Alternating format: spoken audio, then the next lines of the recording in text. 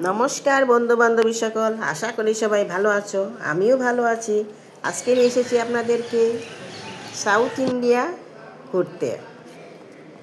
তামিলনাড়ু রাজ্যের বেলুর ডিস্ট্রিক্টে এসেছি। দেখেন, প্রত্যেক ঘরের সামনে সকালবেলা কি সুন্দরভাবে রঙ্গোলি আঁকা হয়। প্রত্যেক ঘরের সামনে সামনে এগুলো হচ্ছে রং। এই রঙগুলা দিয়ে সকাল আর সন্ধ্যাবেলা ওরা ঘরের সামনে রঙ্গোলি আঁকে। এই ফুলগুলো হচ্ছে দক্ষিণ ভারতের কি বলবো মহিলাদের শৃঙ্গারের প্রথম। ওইটা হচ্ছে চুল বাঁধার পর ওরা ওই ফুলগুলো দিয়ে সুন্দরভাবে খোপা হোক বেনি হোক গাজরার মতো না গাজরার মতো লাগিয়ে দিয়ে খুব সুন্দর লাগে। এটা হচ্ছে দক্ষিণ ভারতের ট্রেডিশন। আর আজকে আমি ওর দোকানে এসে একটা 20 টাকা করে জিজ্ঞেস করলাম, তাই রেখে দিলাম। আজকে চলছি বেলুর ফোর্ট, জলকণ্ঠেশ্বর মন্দির, যেখানে ভগবান শিবকে পূজা করা হয়। তাই আপনারাও চলুন আমার সঙ্গে। এটা হচ্ছে পুরানা bus stand, old bus stand. আর ওল্ড বাস স্ট্যান্ডের উপর দিয়েই যেতে হয় বেলুর ফোর্টে। ওই বাসের দৃশ্যটা দেখেন, এই বাসের বডিটা এত সুন্দরভাবে বানিয়েছে। আজকে আমি প্রথম দেখলাম, তাই ক্যামেরাবন্দি করে আপনাদেরকেও দেখানোর চেষ্টা করলাম। দেখেন, বেলুর ফোর্ট জলকণ্ঠেশ্বর মন্দির সেখানে যাওয়ার হয়তো কোন রাজার কিছু ছিল বলে মনে হচ্ছে, যেভাবে তৈরি জিনিসগুলা।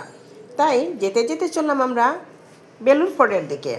বেলুর ফোর্ট সিএমসি হসপিটালের কাছে প্রায় 1 কিলোমিটার দূরে। নমস্কার বন্ধু বান্ধবী সকল, আজকে আমি উপস্থিত হয়েছি বেলুর ফোর্ট জলকণ্ঠেশ্বর মন্দির। আপনারাও চলুন আমার সঙ্গে মন্দিরের ভিতরটা দেখে আসি একবার ঘুরে। মন্দিরের আস্তে আস্তে ভিতর দিকেই চলে আসছিলাম। দেখে খুব ভালোই লাগছে। ওইখানে যেতে হলে আপনার সিএমসি হসপিটাল বেলুর থেকে প্রায় 1.5 কিলোমিটার দূর হবে। পায়ে হেঁটেই যাওয়া যায়। তাই আজ আমি চললাম পায়ে হেঁটেই মন্দিরটা দেখার জন্য। অনেক লোক সেখানে যায়, আর আমিও চললাম মন্দির দর্শন করতে। উত্তর ভারত, পশ্চিম ভারত, পূর্ব ভারতের অনেক মন্দির দেখলাম। আজকে আমরা দক্ষিণ ভারত প্রদক্ষিণ করব। আর এটা হচ্ছে দক্ষিণ ভারতের প্রথম মন্দির। তাই চললাম আপনাদেরকে সঙ্গে নিয়ে। দেখেন, 2টা শালিক পাখি কি সুন্দরভাবে সুখবার্তা করছে বসে। শালিক পাখি কিন্তু একটা হয়ে থাকে না। আর ওই নোটিশ বোর্ডে মন্দিরের সম্পূর্ণ কিছু লেখা আছে, তাই আমি সেটাও ক্যামেরাবন্দি করে রাখলাম। জলকণ্ঠেশ্বর টেম্পল, বেলুর ফোর্ট। এটা হচ্ছে দক্ষিণার বাক্স। ওখানে ওরা প্রার্থনা হুন্ডি বলে লিখে রেখে দিয়েছে, আমাদের ভাষায় দক্ষিণা বক্স। আর কি সুন্দর যে কারুকার্য, হয়তো কোনো রাজার আমলের প্রতীক চিহ্ন হিসাবে ওইগুলো এখনও দাঁড়িয়ে আছে মনে হচ্ছে। আজকালকার জমানায় এগুলো প্রায় দেখা যায় না। খুব সুন্দর লাগছে দেখে। দেখেন কি সুন্দর, অতি পুরাতন প্রাচীন কারুকার্য, পাথরের মধ্যে খোদাই করে বানানো হয়েছে। এগুলো দেখে বেশ ভালো লাগছে। জলকণ্ঠেশ্বর মন্দির ভগবান শিবের নামেই উৎসর্গীকৃত। মন্দিরটা বহুত উঁচু, কত ফুট উঁচু সেটা বলতে পারবো না, কিন্তু অনেক উঁচু মন্দির। ছোট বড় অনেকগুলো মন্দির আছে ভিতরে। দেখেন মন্দিরটার কারুকার্য শৈলী কত যে সুন্দর, অপরূপ, ভাষা দিয়ে প্রকাশ করার মতো নয়। আর অনেক দর্শনার্থীও এসেছে মন্দিরে। আমার মনে হয় সিএমসি হসপিটালে যারা আসে তারা অধিকাংশই বিকালবেলা ওইখানে সময়টা অতিবাহিত করে।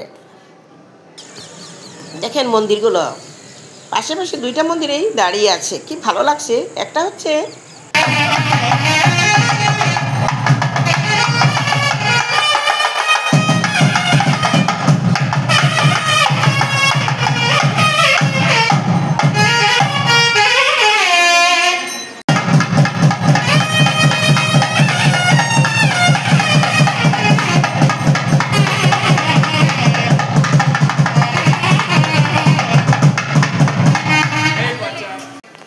কি সুন্দরভাবে দাক্ষিণাত্যের বাজনা শুনলাম।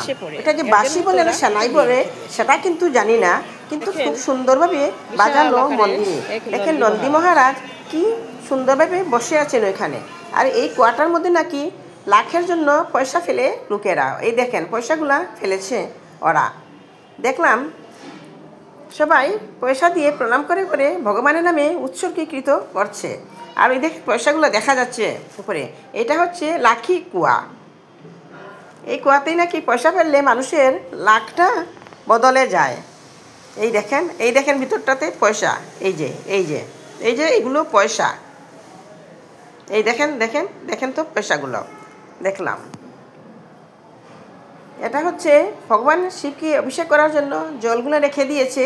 1 ঘটা জলের দাম 20 টাকা। এই যে এক ভদ্রমহিলা 20 টাকা দিয়ে একটা ঘটি খরিদ করে নিয়ে যাচ্ছে। আর দেখেন গাছগুলো যে কত পুরাতন, দেখলেই মনে হচ্ছে খুব সুন্দর। কিন্তু